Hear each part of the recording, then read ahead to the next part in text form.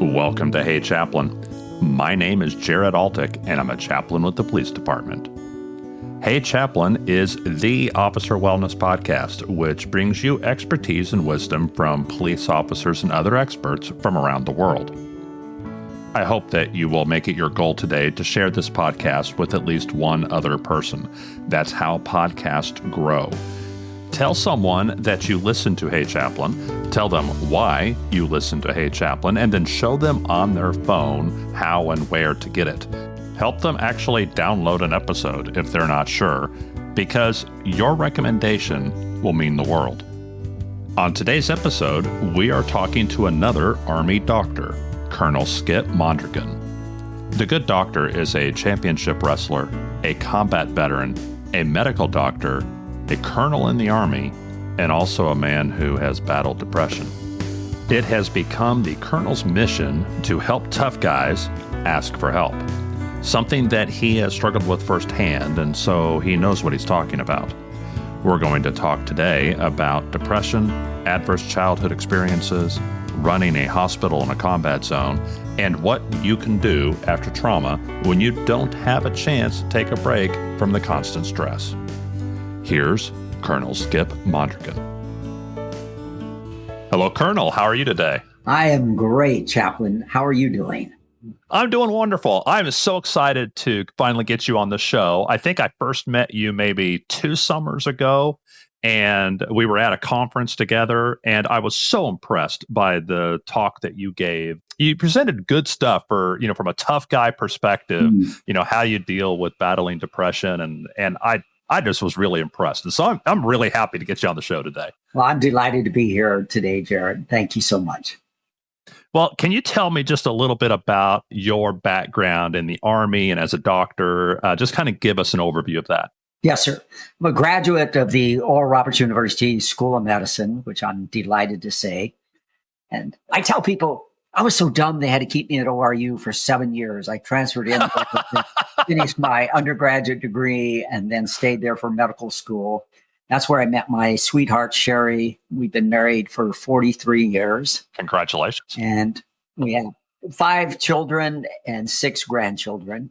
Came on active duty after finished my training in 1988. So January 3rd, 1989, rolled into Fort Sill, Oklahoma on a cold, bleak, dreary day and started our active duty career at Reynolds Army Community Hospital. Did you always want to serve in the Army? I started my college career at the University of Notre Dame, and I was on an ROTC scholarship. So it had been a long dream to serve in the Army. But when I left Notre Dame, it terminated my scholarship. So this was kind of a renewal of that dream in terms of to serve in the military. I was on a military scholarship going through medical school. So I owed the Army 4 years. But coming into the Army, it was with the idea that I was going to make a career of it. So you got into medicine, and where did you specialize? Internal medicine. And then over the course of your Army career, what were some of the highlights? I mean, you eventually made colonel, yes. So you were in it to win it. So tell me about that. I guess the highlight, and let me touch upon that. I was in Iraq 2003, 2004 with the Operation Iraqi Freedom 1. I was in Mosul with the 21st Combat Support Hospital, 21st CASH. And there in that northern sector, we were in support of the 101st Airborne Division, Air Assault. Major General David Petraeus was the 101st Airborne Division commander at the time. And my last 4 months there, my 2 senior officers, the gentleman that was the officer in charge and the deputy commander for clinical services, who was chief medical officer, they had to leave theater early. And so they turned to me and say, Skip, we think you should be the officer in charge. We don't need an answer now, but we want you to think about that. I was a lieutenant colonel promotable. I was going to become a pin on as a colonel in January. And my initial thoughts were, I don't know.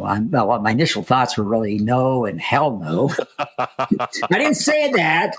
That's really what I was thinking. And the reason being, I know how to deliver great medical care. I don't mind saying I'm a very fine doctor. And I know how to run a medical team. But logistics, force protection, air evacuation, all these things that go into running a hospital in a combat zone. Yeah. Like, I don't know that stuff, communications, et cetera, et cetera. And I'm thinking, oh, bother. But over the course of the next week, praying and talking with different individuals, I went from no and hell no to yes, I want to do this. And I felt in my heart, God was saying, for such a time as this. And so I set out with 4 major goals: to make sure we provided top-notch medical care. We got all 220 personnel home safely, that we provided seamless turnover to the 67th Combat Support Hospital was going to take over for us, and that God would be glorified. And when we touched down back at Fort Hood, Texas, I felt in my heart that God was saying, well done, son. Because that's awesome. We had accomplished that. We got all our personnel home safely. We had a seamless transfer. We did provide, we provided state-of-the-art care with some of the things that we did were absolutely amazing. And I did feel God was glorified. So I was so grateful from a job I didn't want to do, which became the highlight because I got to interact with General Perez. I got to interact with his assistant division commanders. I got to interact with his brigade commanders. This rare experience. And I got to run, if you will, oversee a hospital in a combat zone. And the rarity of a medical officer being able to do that in combat time, and guys will give their eye teeth for that. And so you were pinned as a full bird colonel in Iraq by General Petraeus. Oh, wow. Wow. Yeah. and when we're getting ready to leave theater, we have this award ceremony. General Petraeus is recognizing us, and he turns and he's telling us, well, you can continue to wear your current combat patch. I used to wear the 3rd Army patch from Desert Shield, Desert Storm. Or he said, you can wear the 47th Medical Command combat patch. Or now, because you've been here serving us, you can wear the 101st Airborne Division combat patch. And so we're all kind of looking at one another, go, that's a no-brainer. yeah, that looks awwfully good on a uniform. At home, and from that day on, that's the combat patch I wore. It's 101st Airborne. That turned out to be the highlight of my career. And I almost missed it by not wanting to do that job. But it was a tremendous opportunity, a great blessing. I hate to give anybody whiplash, but let's go from the highlights to the lowlights. Absolutely. You had a spell in your life where you just weren't feeling right. Can you tell me about that? Yes. And it was a confluence of things. There was nearing the end of my career. I had put off a lot of things, not taking care of myself because I'm taking care of everybody else, taking care of my family, taking care of my patients, taking care of my department, taking care of business of the hospital. And so I had surgery. So I had 4 surgeries in 7 months. And unfortunately, all were fraught with some complication. And so this disrupted my normal routines, activity, diet, sleep. But in June of 2023, there were some problems in my department of medicine at Eisenhower Medical Center. It began to impact my sleep and my thoughts. And these quickly became self-accusatory. You let your department down. You let your family down. You let the hospital. You let the Army down. You don't deserve to be a colonel. And these thoughts just became relentless and pounded me day and night. Then my mood became progressively blue. I lost my confidence. It became indecisive. I could remember what I was reading 5 minutes before. I withdrew socially.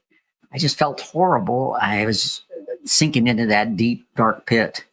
And I felt this trembling in my hands. It reflected the trembling I felt in my chest. And I was just sinking deeper and deeper. But it's this tough guy mentality. I'm a wrestler. Been a wrestler since I was 13. I'm a national veterans wrestling champion. And colonel, combat vet, So what do tough guys do? We continue to try harder. We push harder. And wrestlers even have a term for this. We call it gut it out. And that's what I was doing. And the harder I pushed, the worse I got, the deeper I sank. And I was just sinking in this deep, deep, deep, miry pit. And it culminated on April 17, 2014.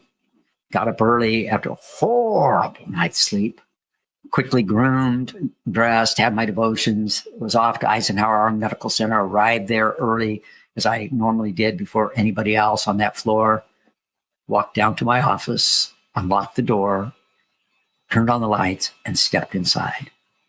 Then the events of that day, of the past 9 months, just came crashing down upon me. I'd had it. I just couldn't take anything more.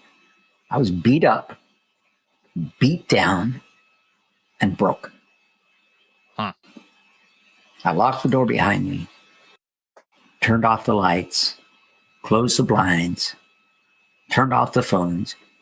Then I crawled under my desk, curled up in a fetal position on that musty carpet. And for 4 hours, I was asking myself, Skip, how did you get here? Skip, what happened? You're a tough guy. You're a colonel, combat vet, national wrestling champion. How did you get here?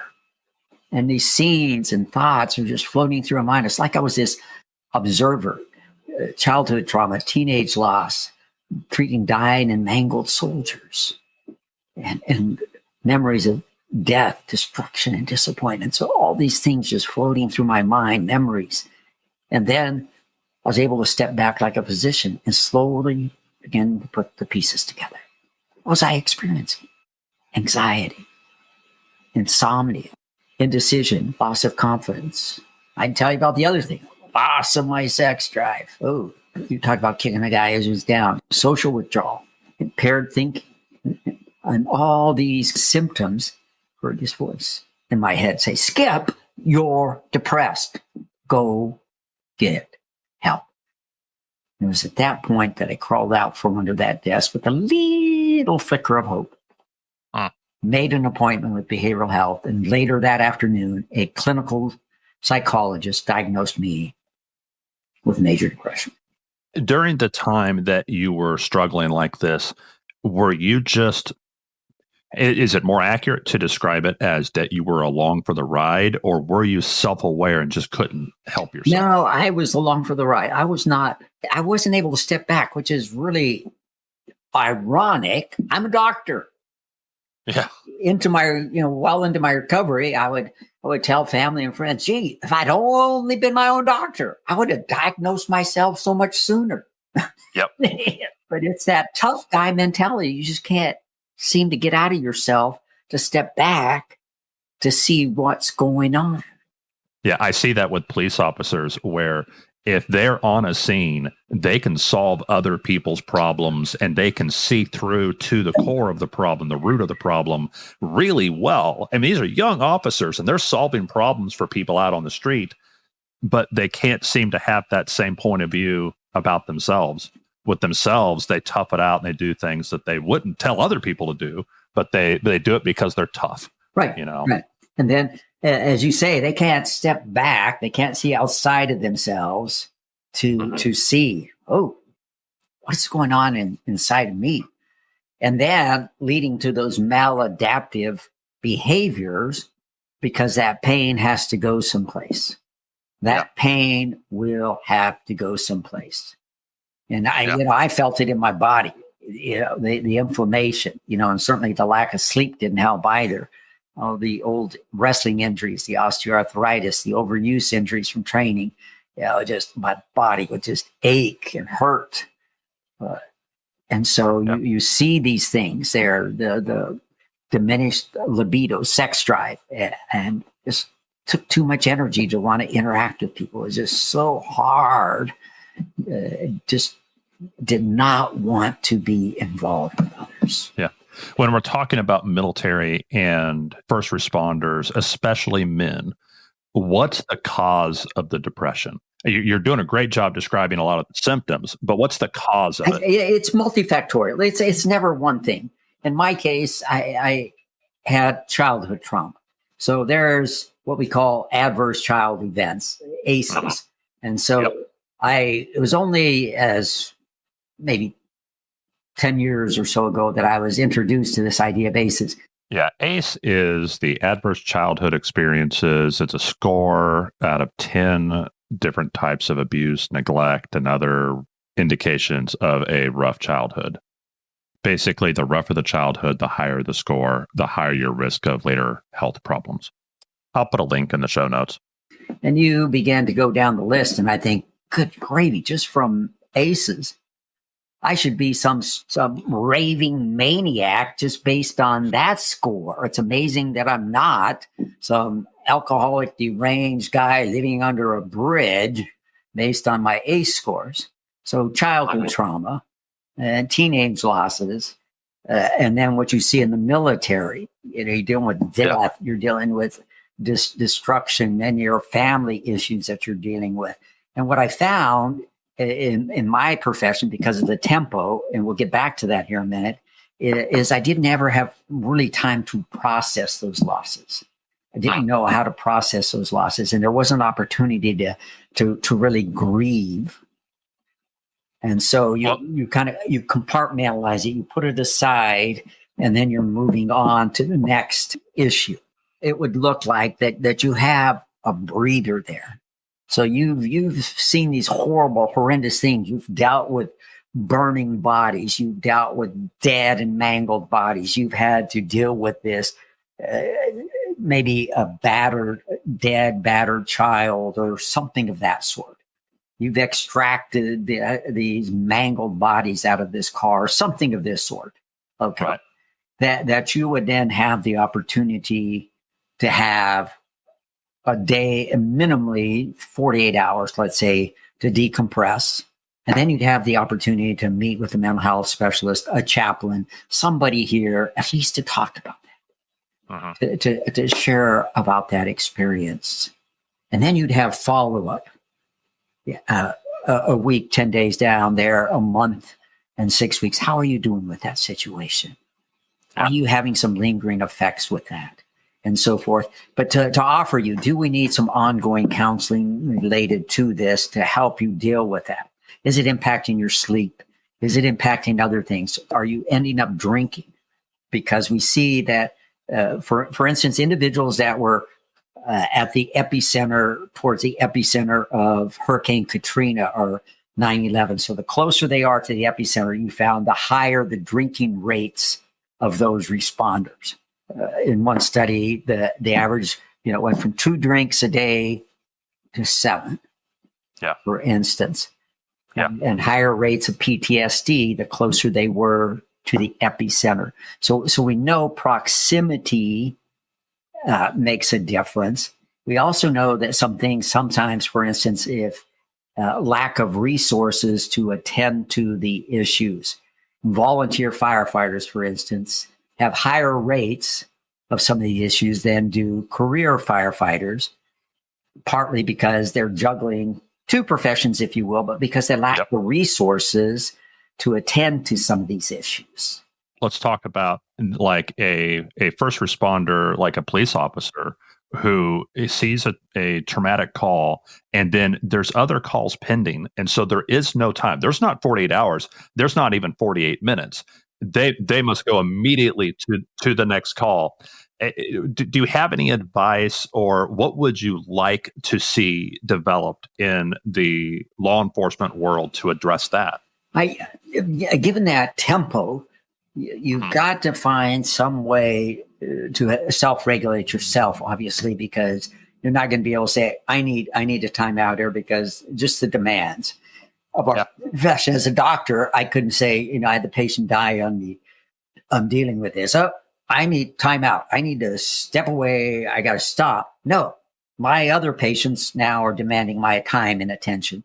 And so I've got to put that aside, and I got to attend to these other patients. That's the reality of my profession.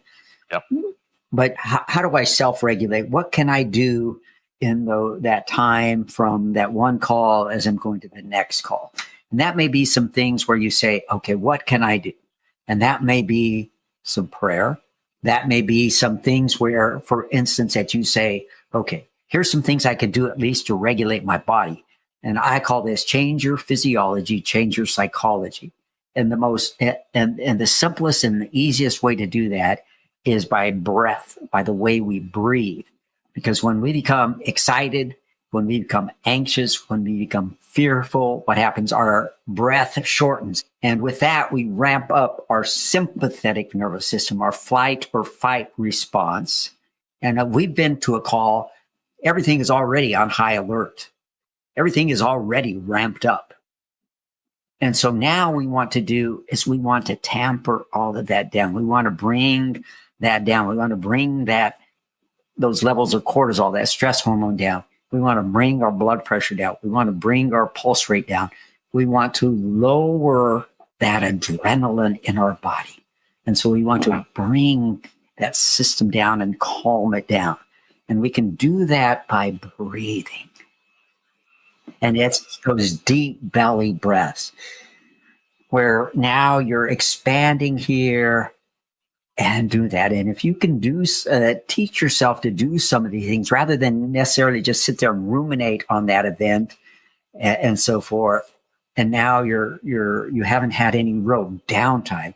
Now maybe offering up a prayer or some way there, doing something to disrupt the brain and that horrible scene, that what's gone on there, to do that. I've known doctors that every time they are washing their hands, for instance, they're offering up a prayer of thanksgiving as a way of going from one patient to the next. Now I can calm, and they're breathing and they're offering up a prayer of thanksgiving. That's interesting because that also includes gratitude. Yes. And that's the other thing that I teach, because what you appreciates. Because we have this neural network in our brain called the RAS, the reticular activating system. Yep. And it's like this homing device. So say, for instance, man, you've been saving up and you are looking to buy this Porsche, this beautiful, gorgeous cherry red Porsche, tan leather seats, man. Ooh, it's the latest model. Man, this thing is gorgeous. And you finally have been able to buy it. You pay cash for it, by golly. So you own this thing outright now, and you're finally out on the road. Whoo, you get in that nice smell of new car, beautiful leather seats, and you're all settled in. You're all driving on the road. Now, guess what? Now you're going to start seeing Porsches all out on the road, including your same model. Yeah. Now, they didn't suddenly just appear on the road, but your RAS is now activated and tuned in to Porsches. So you're going to begin to see them. And it's the same thing with gratitude. What you appreciate, appreciates. And so if you can invoke gratitude, that gratitude grows. So I challenge people each and every day, write down 3 things you're grateful for and why you're grateful. And better yet, share that with somebody. Because if you did that for 30 days, it can be life transforming. But what if you just did that even for one thing a day and shared it with somebody? Think how that can make a difference in your life. I'm grateful for, or ending your day talking to God, or maybe talking with your special person in your life and sharing, I'm grateful for.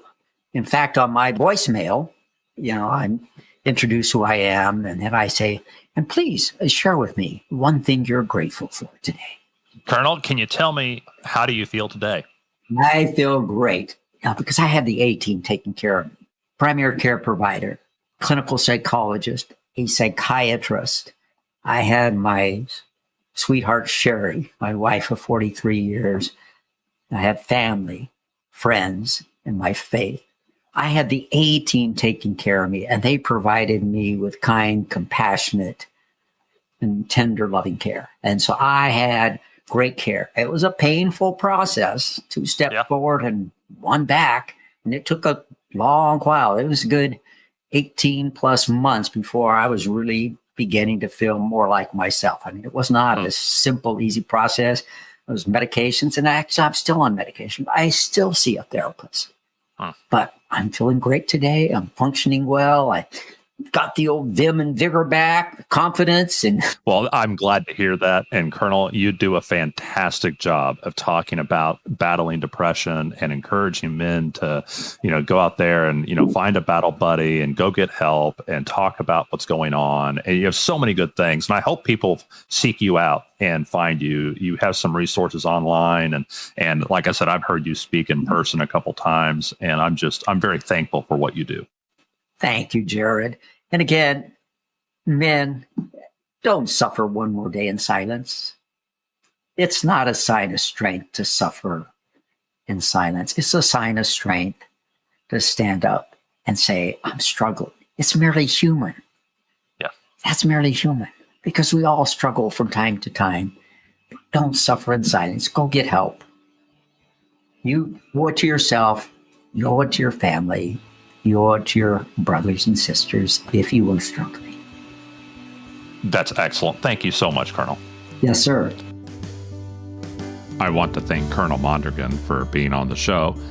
Quite a while back at a conference, I was standing at my Hey Chaplain display table, and he approached and started talking to me after I had already heard him give his presentation on depression. And I told him a year and a half ago, I'd really like to have you on the show. And so I appreciate his patience in him waiting for me to finally put him on the schedule and making this interview happen. As I mentioned already, I'll put the link to his website and also to an adverse childhood experiences score calculator.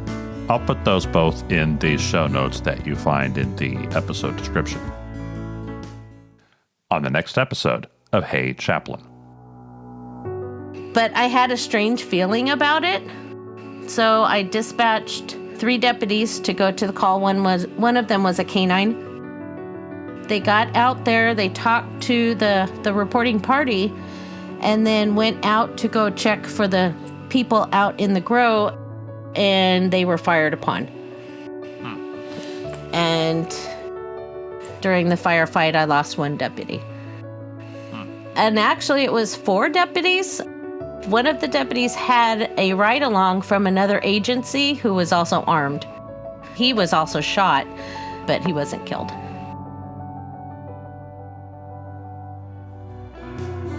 This show is free for everyone because of those supporters who are quietly helping behind the scenes. If you want to help the show reach more cops, chaplains, and other first responders around the world, then please follow the link in the episode description to support the show. The views expressed here are the personal views of the hosts and our guests and do not necessarily represent the view of any law enforcement agency, the United States Military Department of Defense, or its components. Dr. Mondragon is a fantastic doctor and a wonderful man, but nevertheless, let me remind you that he is probably not your doctor. The information presented in this episode, including any statements or opinions expressed by Dr. Mondragon, well, those are for informational purposes only, and they are not intended as a substitute for professional medical advice, diagnosis, or treatment by a doctor who has actually met you. Always seek the advice of your qualified healthcare provider with any questions you may have regarding a medical condition, and never disregard professional medical advice or delay in seeking it because of something that you heard on a podcast. Go see your doctor. If you like this episode, please share it with a cop or someone who loves a cop. Thank you for listening to Hey Chaplain. And as always, pray for peace in our city.